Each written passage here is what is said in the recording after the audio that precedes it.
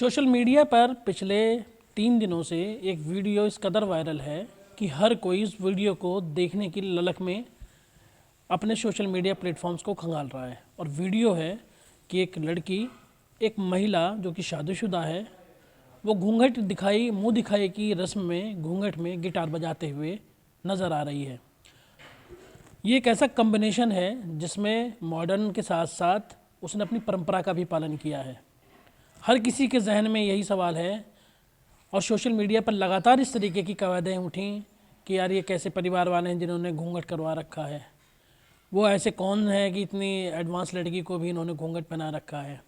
बावजूद इसके उसी सोशल मीडिया पर लोग इस बात की भी तारीफ़ कर रहे हैं कि अपनी परंपरा को आगे संजोते हुए एक लड़की जो कि मॉडर्न म्यूज़िक टीचर भी है, वो अपने म्यूज़िक का प्रदर्शन अपने उन सभी रिश्तेदारों, अपने गांव मोहल्लों के लोगों के बीच कर रही है जो कि उसने सीखा है। और सीखा भी कहीं इधर उधर से नहीं, किसी टीचर से नहीं, खुद कोरोना काल के दौरान यूट्यूब वीडियो देख करके।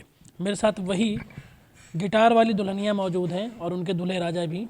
हम इन्हीं से बातचीत करेंगे कि आखिर वो वीडियो वायरल हुआ तो कैसे और क्या सोच करके क्या वीडियो बनाया गया था। तमाम सवालों पर हम उन्हीं से जवाब लेते हैं। तो बताइए तान्या जी, आपका एक वीडियो जो है वो इस कदर वायरल है कि हर एक नवविवाहिता हो या कोई एक लड़की हो जो शादी के बाद इसी तरीके से वायरल होने की एक ललक रखती है। क्या आपने भी कुछ ऐसा सोचा था या बस ये रैंडमली वायरल हो गया? पहले तो सभी को नमस्कार। जैसे अभी आपने बोला, पहले तो मैं उस चीज़ को करेक्ट कर दूं कि मैंने किसी से सीखा नहीं है। गिटार मैंने किसी से नहीं सीखा, वो मैंने लॉकडाउन में यूट्यूब से सीखा है। बट क्लासिकल म्यूज़िक मैंने Dayalbagh educational institute, doctor Gautam Tiwari sir और प्रोफेसर रवि भटनागर सर, ये दो मेरे गुरुजी रहे हैं, तो इनसे सीखा है। अब आते हैं आपकी क्वेश्चन पे, आते हैं प्रश्न पे। तो ऐसा मैंने कभी सोचा नहीं था कि मैं ऐसे वायरल हो जाऊंगी।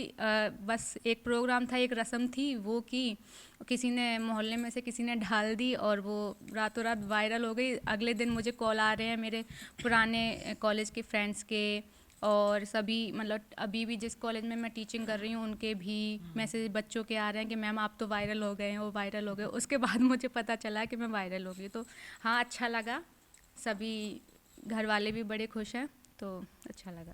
अच्छा, उस दिन मुंह दिखाई की रस्म ने क्या किसी ने ये कहा था, पूछा होगा कि भाई क्या क्या जानती हो? पहले अक्सर इस तरीके के सवालात होते थे कि घर लड़की जो है घर का कामकाज जानती है या नहीं, तो ये आपने हॉबी के तौर पे ये बात बताई थी तभी शायद बजवा के देखा गया था क्या?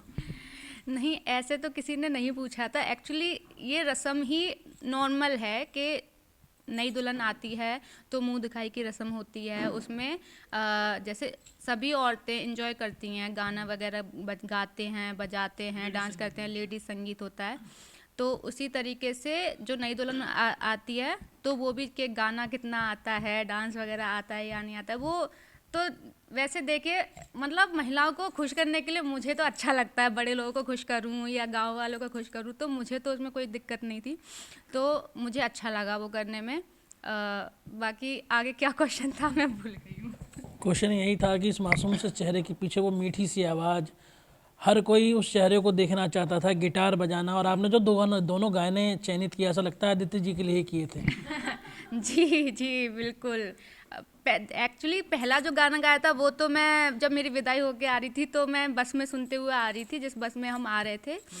मेरी सासू माँ उसको गुनगुना रही थी, तो उसी टाइम मेरे मन में आ रहा था कि ये गाना अच्छा गाया जा सकता है, तो वो तो रैंडमली उस टाइम पे एकदम दिमाग में फिर आया मेरे कि वो वाला गाना गा देती हूँ। फिर सेकंड सॉन्ग गाने के लिए बोला तो मुझे लगा एक सॉन्ग इनके लिए भी गाना चाहिए तो फिर मैंने एक सॉन्ग इनको डेडिकेट करते हुए गाया, जिसमें मेरा जो वीडियो इतनी वायरल हो रही है पल्लू वाली, जिसमें मैं ऐसे बोल रही हूँ कि उनके लिए ऐसे मैंने किया है एक्शन कि ये सॉन्ग उनके लिए है। और उसी में मेरा पल्लू, जैसे मैं बार बार मैं भी नीचे खिसका रही थी और आगे जो बैठी हुई थी वो भी खिसका रही थी, इसलिए क्योंकि मैं हंस रही थी बहुत ज़्यादा अंदर मुझे बहुत हंसी आ रही थी, मुझे इसलिए मुझे तो अच्छा लगा। बाकी कोई ये घूंघट दिखाने के लिए तो शगुन के पैसे मिल रहे हैं। हाँ, वही कि घूंघट मतलब मुंह दिखाई है ही, इसलिए अब मुंह खोल कर ही बैठ जाऊंगी तो वो मुंह दिखाई नहीं होगी ना, लोग देखेंगे फिर शगुन मिलेंगे, मेरा फिर शगुन कम हो जाता ये भी बात सही है, ये भी एक लालच है। बिल्कुल बिल्कुल, क्योंकि देखिए सैलरी वाली तो वो तो अलग कमाई होती है, लेकिन ये जो शगुन मिलता है, जो लिफाफे मिलते हैं, वो जो कमाई होती है उसकी खुशी कुछ अलग होती है। होती है। खैर ये इस तरीके की खुशी अगर हमें भी मिले तो हर कोई चाहता है कि लिफाफे में भैया बड़े बड़े नोट आए, क्योंकि शगुन जो होता है बेसिकली वो किसी अमाउंट का परिचायक नहीं है, वो दरअसल बड़ों के द्वारा दिए गए छोटों को एक प्यार का परिचायक है हिंदू संस्कृति के भीतर। फिलहाल मैं एक आदित्य से भी सवाल ले लेता हूँ। आदित्य जी, हमने देखा वो लोग शादियाँ करते हैं, मुझे पता चला आपकी ये लव कम अरेंज मैरिज है। बहरहाल डेस्टिनेशन वेडिंग में लोग जोधपुर जाते हैं, कहीं और जाते हैं, आपने एक धार्मिक स्थल को चुना, इसके पीछे का क्या लॉजिक था? एक्चुअली पीछे का लॉजिक ये था कि हमें जो है मतलब शादी में एक फैमिली का इन्वॉल्वमेंट होना चाहिए। अब नॉर्मल शादी करते हैं तो उसमें पहले तो खर्चा बहुत हो जाता है, उसके बाद फैमिली वाले बजट में और रस्मों में इतने उलझ जाते हैं ना कि आपस में मिलना, बातें करना, शादी को एंजॉय करना वो नहीं हो पाता, बस फॉर्मेलिटी में लगे रहते हैं। तो हमारा मन ये था कि जितने भी लोग हमारे साथ जाएं, 20 या 30 जो क्लोज फैमिली वाले हैं जिनको हम मानते हैं, वो लोग जाएं, शादी में इन्वॉल्व हो, हमसे मिलें और उनको नीचे बैठा के एकदम खाना सिंपल सा वो खिलाएं।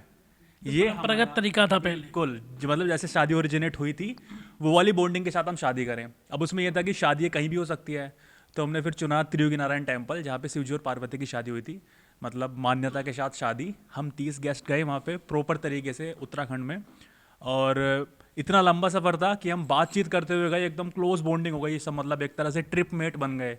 जाके वहाँ पे शादी करी, और शादी में जब हम बैठे थे ना मंडप में, हमारी सारी चीज़ें पहले ही हो चुकी थी, तो एकदम सब सुकून से फेरे देख रहे थे, बस फेरे देख रहे थे और वाइब्स एंजॉय कर रहे थे कि प्रॉपर हाँ शादी हो रही है, हमें लग भी रहा था। हमने डेस्टिनेशन में कहा जहाँ खुद महादेव ने विवाह किया हो, तो वो तो खैर ये भी बात थी कि मतलब महादेव ने बुलावा दिया तो वहाँ पे गए हम, क्योंकि इतनी हमने मतलब चीज़ें पहले ऋषिकेश में सोची, ऋषिकेश में करते हैं, फिर कहीं और सोची, कहीं पे बजट ज़्यादा पड़ रहा था, कहीं पे चीज़ें मतलब फैमिली वालों में थोड़ा सा वो हो रहा था कि वॉइस नहीं है।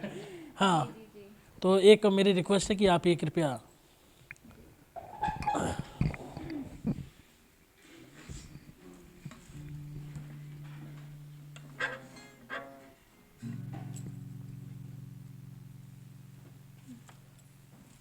जो वायरल सॉन्ग है वही।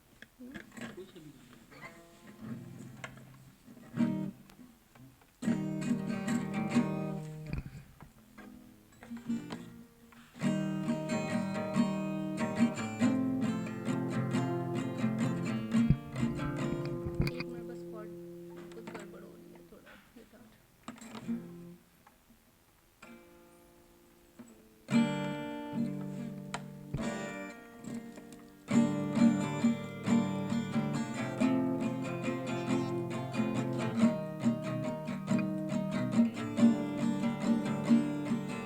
तेरा मेरा प्यार अमर, फिर क्यों तुझको लगता है डर। तेरा मेरा प्यार अमर, फिर क्यों तुझको लगता है डर।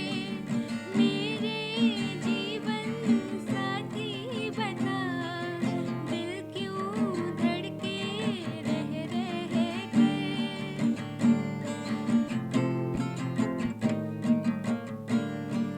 क्या कहा है चाँद ने, जिसको सुन के चाँदनी हर लहर पे झूम के क्यों ये नाचने लगे। चाहत का है हर सो असर, फिर क्यों मुझको लगता है डर। तेरा मेरा प्यार अमर, फिर क्यों मुझको लगता है डर।